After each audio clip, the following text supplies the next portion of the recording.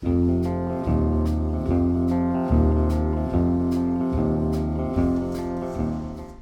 Hey, how are you? Good. Good. I'm Amanda. And I'm Peggy, and you're watching Millcast number 47. Crazy. I think we only skipped a week or two in there, so we are like almost at our 1 year mark. Yeah, It's wild. Hey, it's starting to be sweater season, shawl season. Yeah. I was like, I can't just wear my store-bought, it's No. Millcast today. I gotta put on something I knit. So The Andrea Mowry night shift, looking good. Yeah. You knit that a couple so years ago cozy. now.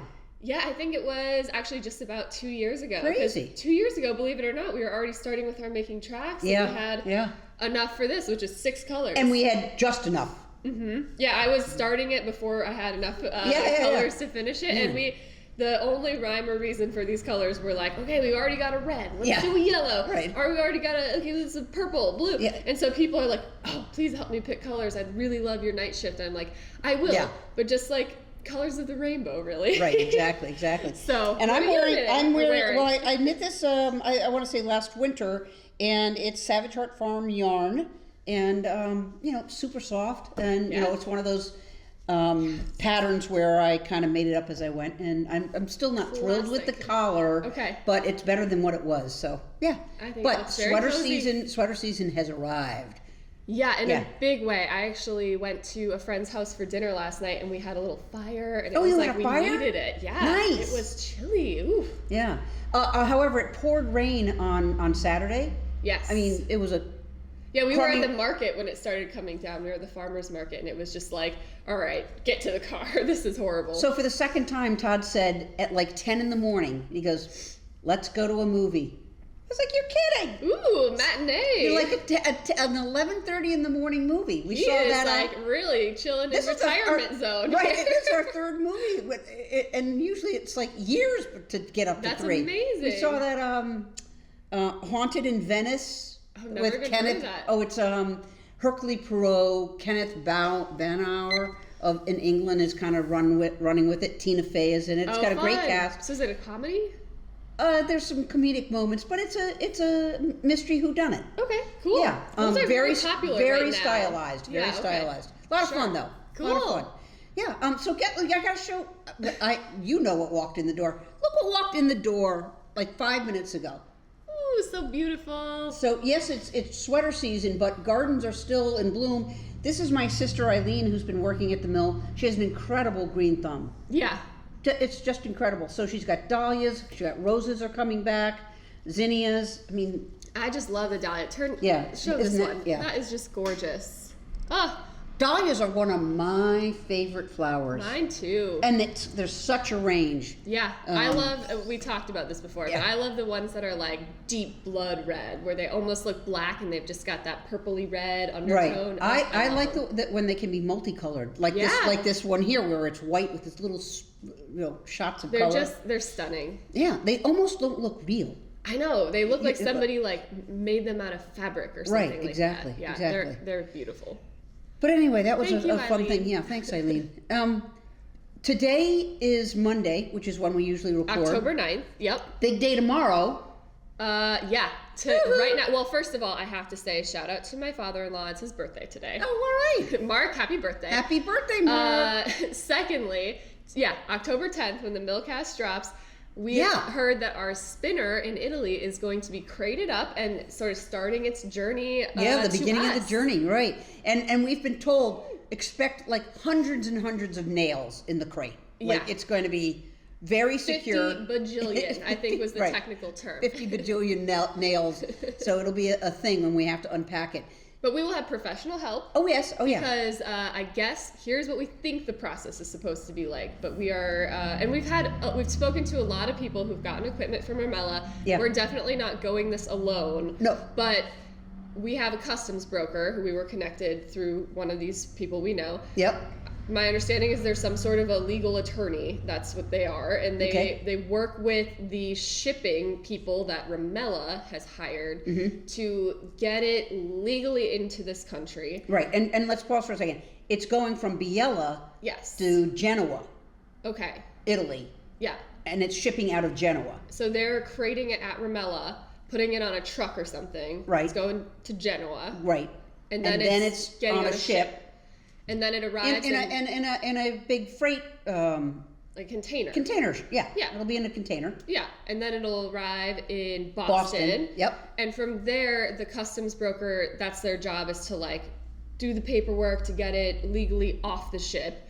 And then I guess the people that Rimella have hired are going to get it all the way off of the ship and to our destination, which is not the mill. Right. We found out last week the best thing to do is to get it sent to our moving freight rigging company that we've worked with to get all of our stuff moved in originally. They're up in Burlington area. Right, Williston, right. And then they're going to take it when their schedule works out here, back down to White River. So it's sort of ping-ponging around. And the reason why we need the rigging company as opposed to having it directly brought to here is that there's a whole thing about getting it unpacked and bringing it into the mill. Well, you need a forklift just to get it off of the truck. You need a forklift to get it off, but then you also need pros to bring it in and set it down. And like help level it and all that stuff. And we don't have that type of equipment here.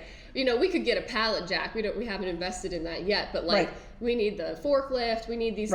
These guys are so spatially aware. They can come through these little corners and figure out how to not bang things up. So that's going to be huge. Right, and we've already been told when we were in Italy, we were told you got to be extremely careful about how you lift it, how you set it down, and it has to be extremely level because it's got 12 spindles that are all spinning, and you don't want it to be slightly cocked. Yeah.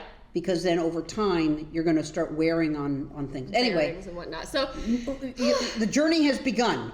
This is not bringing me a lot of pleasure to plan and do all this, but it's part of the thing. And it's gotta be done.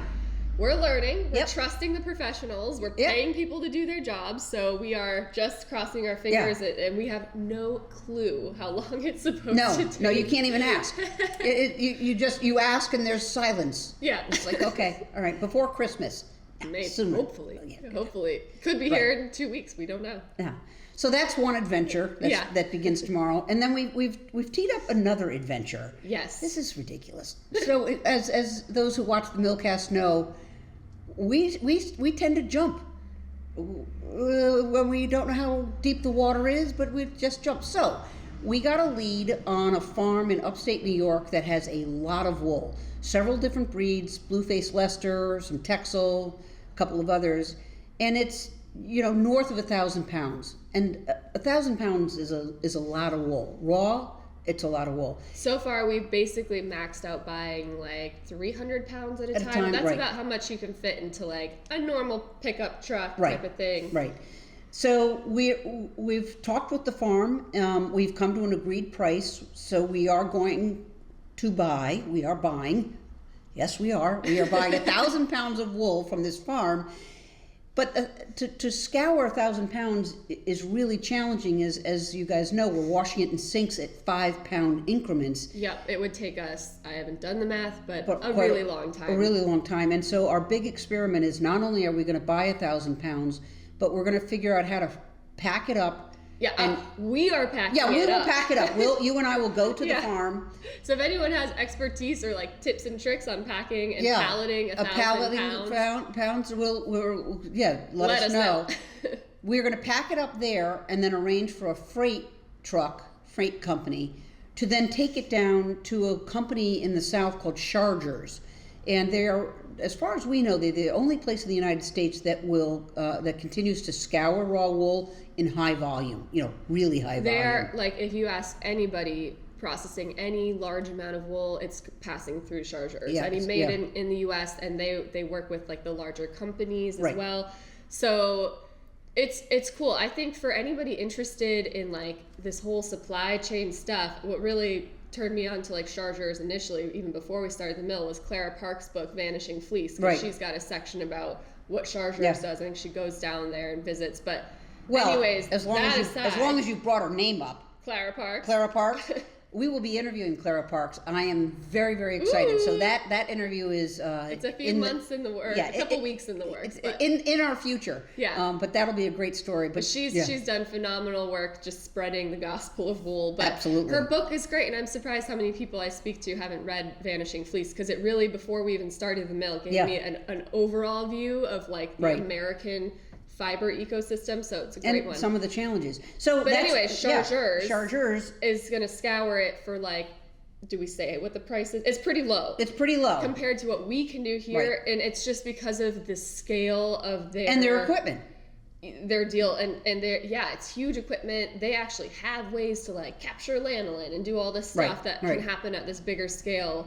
And it's just much, much, much more efficient, both time-wise and so we hope this will work. There are going to be more steps to this. And we have no idea how much the freight and stuff will cost. No. So at the end of the day, this is an experiment to find out, is it worth it for us to do this? And part of the reason we want to do it is that we've got making tracks figured out, right? We've got all these great colors, but more or less. There's still some things. There's still some things to be mastered. But what we've been really loving, and the Torkel was a reminder of it, is that it's great to be able to pair solids with our making tracks. Yep. But right now, we've been doing our solids in really small lots. As much as 50 pounds a lot, but that's pretty much where we're maxing out. Right, which is tough. So this, we hope, will enable us to have a line of colors, and maybe 8 different colors, that we can mix and match with our various making tracks. So that's not only that it's from local-ish wool, that we are going to go to the New farm. England, right. We can call the farmer. We are directly working with them, which is something we've always been really interested to do. Yeah. So that feels really good. Yeah. So stay tuned. Stay tuned. As always, there's never a dull moment here. And that field trip is not far away. Yeah, that's by the end of the month. We're just on the other side of Rhinebeck. Yeah. We didn't have enough to do in October. Well, we want to do it before the snow flies. That's true, for sure. Although the guy that hays in our neighborhood, I saw him yesterday at the apple press, the neighborhood apple press party, and he said in his marvelous Vermont accent, which I cannot replicate, "Snow's gonna fly in October." I was like, "What? What?" These old farmers, they know what's up. Yeah, he does. They've got this stuff. It's the Farmer's Almanac or word of mouth or something. But you talk, they've all got opinions on the winter. How his knees are feeling. Whatever. Anyway, I love it. We'll see if the snow We've flies. all heard terrible winter coming. So a wet winter, all of the above. Anyhow, so what's going on in the mill? We continue to crank on making tracks. Yeah, our plan was basically, once we got into Rhinebeck, we really had to shuffle things around to make sure we had enough to produce. Yeah. And then, right after Rhinebeck, we've got New England Fiber Festival. Yep. And it's coming into holiday season, so we needed to make sure for our wholesalers and ourselves we have enough inventory. But we're coming to the tail end of that. Yeah. But so far it's been a lot of making tracks. Right. But we've had some other stuff. Yeah, I wanted to show this. We were talking earlier about having solids. We did a solid a while ago. I think there's a small handful of skeins left. Right, and that's when I looked at it because I was thinking I wanted to make a sweater. I was like, oh, there isn't enough. Yeah. So we took the Dave Martin, the Settlement Farm wool, which we have shared with you before. Yeah, that's the Montadale Cheviot blend that we're doing our current white line of solids. Right. Yeah, it comes to us white, and then we dye it a bunch of colors. Right. But this is a little different. This is, look at this I'm hoping you can see it. It's a very pale gray.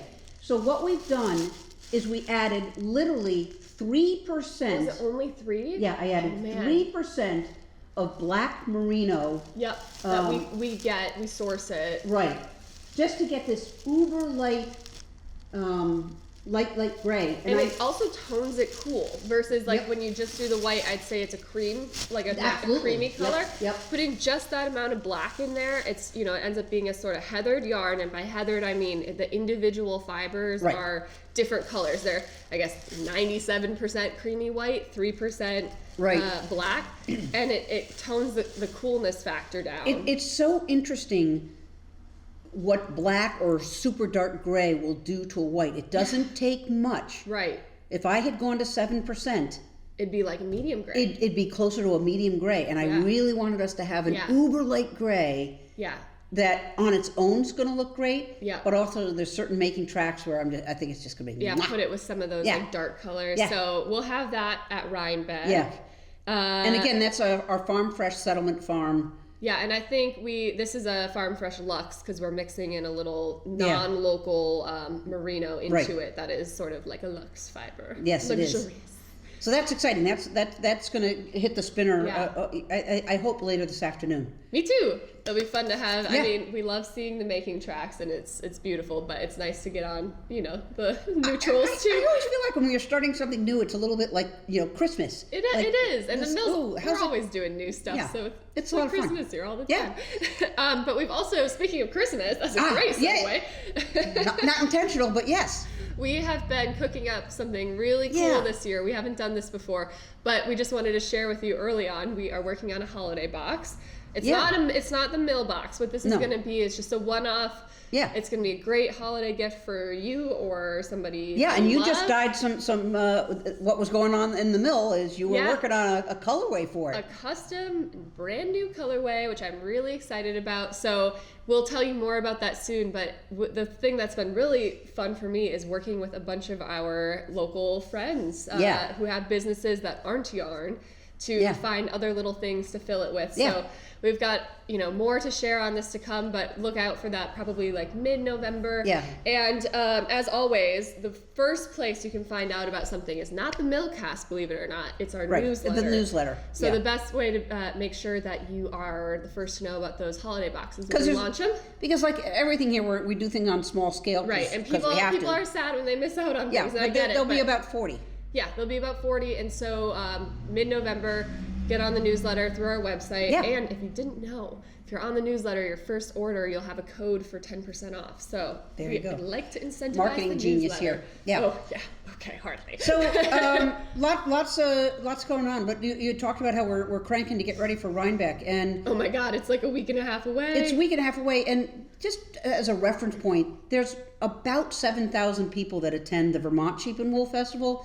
And what we've been told is Rhinebeck, it's more like 110,000. Oh my God. So I did not know that. It's a bit like, It is a zoo from what I understand. I've never been. So to not only be going, but going as a vendor, but there's these things that as we're getting closer in the middle of the night, I'm going, I'm almost certain we have access to electricity. I'm not positive. So. And why do we need electricity? For our lights. Yep.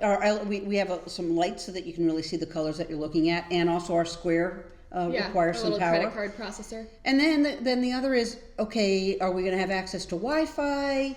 And gone through that whole, you can pay extra to have a DSL line drop. Oh, that was so crazy. Well, I don't know for sure that it's going to happen. Right. So their solution for like getting people Wi-Fi, which all festivals are different, and that is one of the biggest headaches, things you're nervous about, especially when you're new, is what's the Wi-Fi situation, because you can take credit cards offline. It's just a little more nerve-wracking. And a lot of people do that all the time. Yeah, they do. But it's nicer to just be online. Yeah. So we had to set up, you called and you had to set up with an internet company, basically like a 1 month long subscription. They're going to give us a router. We probably have to send it. It's just like you're in college and you're renting a house. It's exactly it. And they're setting up in our bar at our stall. It may or may not happen, but we will figure it out. Well, it's all the details are coming. Yeah. So in theory, I think, and I should have taken better notes because I have been to Rhinebeck. We went last year, Cody, myself, Maeve, and our friend Isaac, and I forgot, I don't remember what the cell service was like there for me,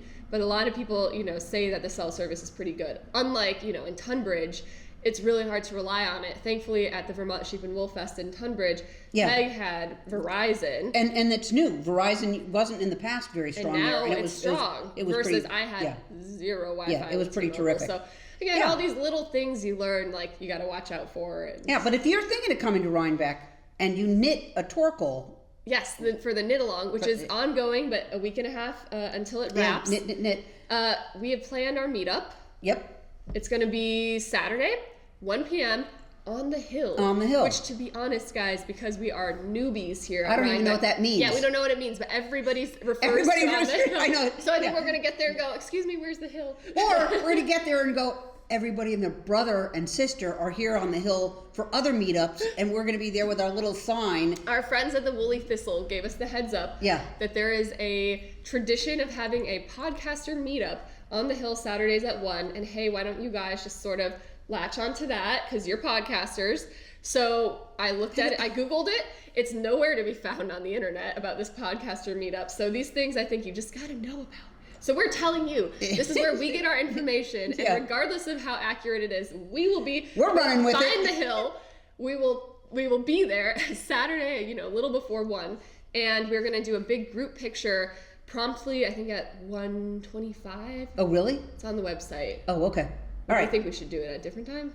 No. All right. But okay. I don't want people, if you miss it, you miss it. I'm sorry, but we got to move on. Yeah. So bring your Torkel. We'll have a little bit of time to and your sense of humor, because who knows? Well, we are getting a sign printed. That's what I'm working on a picket that's supposed to be big, that has our logo on it. It'll be green with white, just like the one you see outside. Double-sided?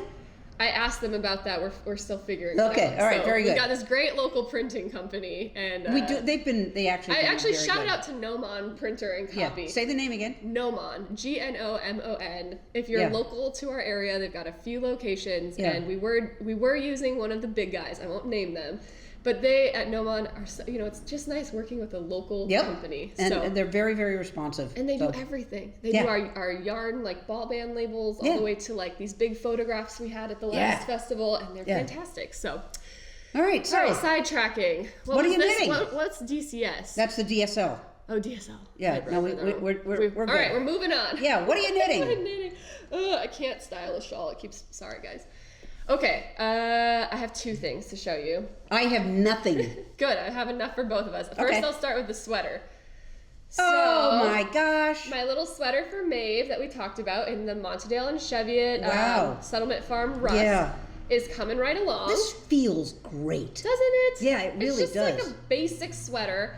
It's knit all in stockinette. I did this little bit of like lace work on the raglan. The yarn over, And the thing I'm most proud of is I'm following the Ann Budd top-down sweater book for raglan style sweater for a child size, and it is going well. I made one little mistake, so I think the neck's going to be a bit wider than it needed to be, but I read the instructions wrong. I took out some stitches under the arm to fix it. But I'm going to add a little collar, and then this was the one I told you I'm going to, there's a sweater by this designer Degan, Degan, I think, and it's called the Flower Power sweater.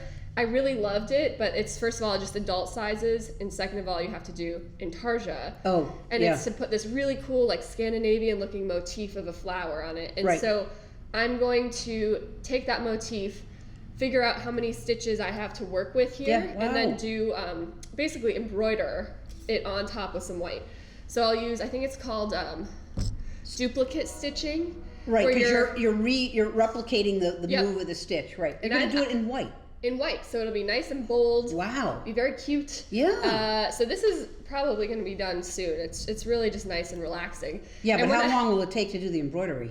I have no That's one of the things where you're going to have to be, everybody get out of the way, give me privacy, because I got to count it out. Because it's embroidery, it'll be a lot more like, it'll just be a different thing, it'll be a lot more like sewing or drawing than knitting, because you won't be on a row by row basis. You'll just sort of be looking at it and like, okay, over here. So well, I look forward to seeing that happen. That's going to be cute. But I think what's going to be even cuter, this is my I have to think about it thing. I finished it yesterday, but I just blocked it. I have no idea what she's going to pull out. Yeah, you really don't.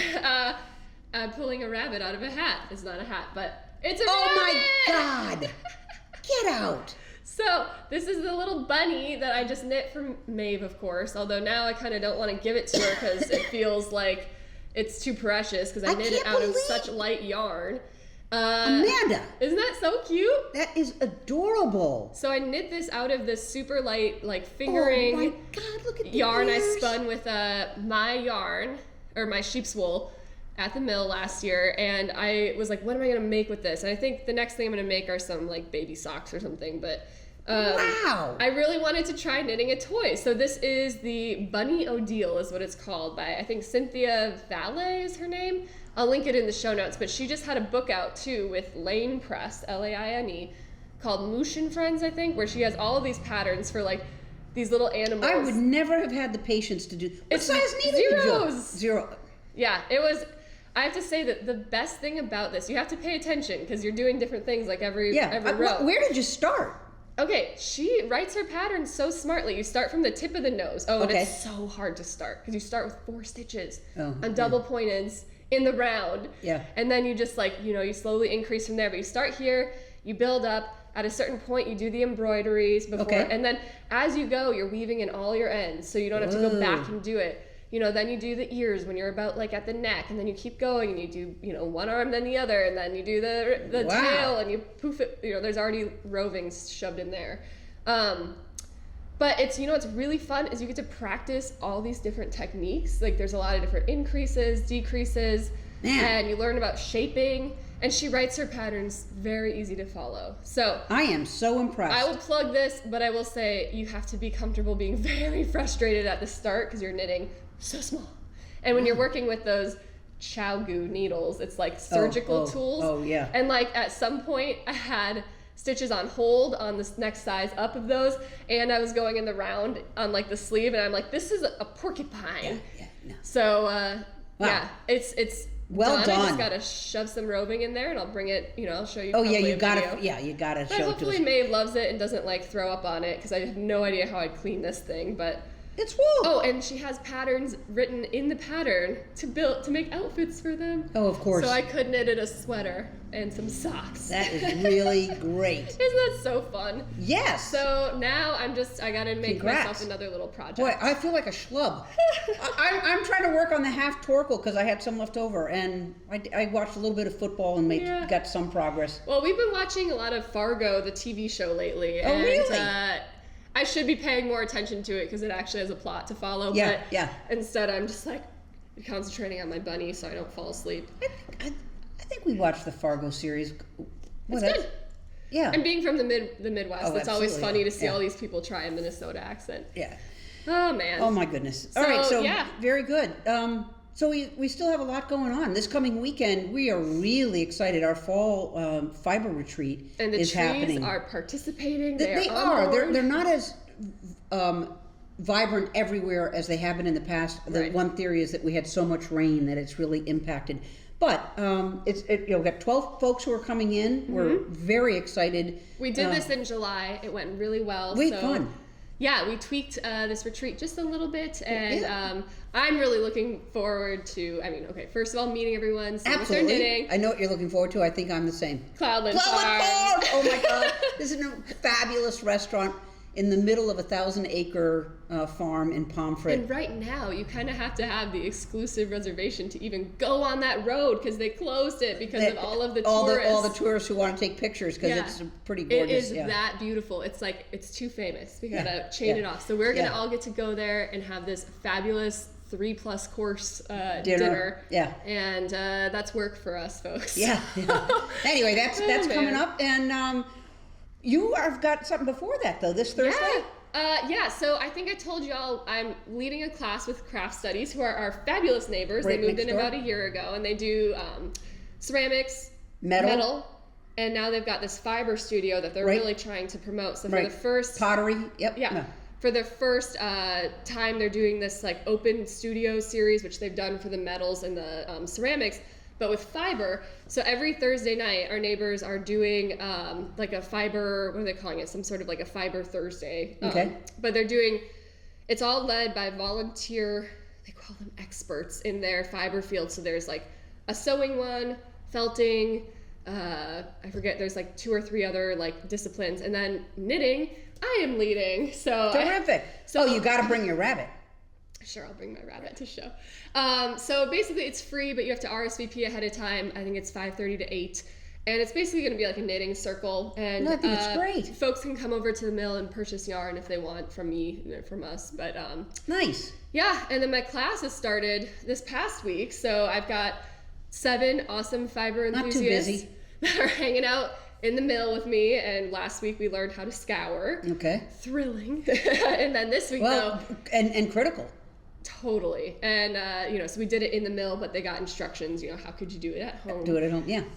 And then this week we're going to actually have them working on the picker, the carder, and maybe the pin That will drafter. be fun. So That they're will be doing fun. 2 different fiber, fleeces. So one Yeah. will be the Jacob, will be light gray, and then Montreal Cheviot will Nice. be creamy. And then we'll see. It's a 6-week course, so more on that. Very good, very good. And then November. Yeah, so the next time to gather here is our next open house here at the mill will be on November 10th. Yep. We decided to skip October. Yeah, we had too much going on in October. Nuts. But mark your calendars for Friday, November 10. And 3 to 5. 3 to 5. 3 to 5. And Peg will be holding down the fort. Yep. Todd will probably come and help me out a little bit. But flying back to visit family in Wisconsin. Which is great. Yeah, great. That'd be nice. Actually, I think that specific date and time will be at a wedding, so that'll be pretty fun. Very good. Yeah.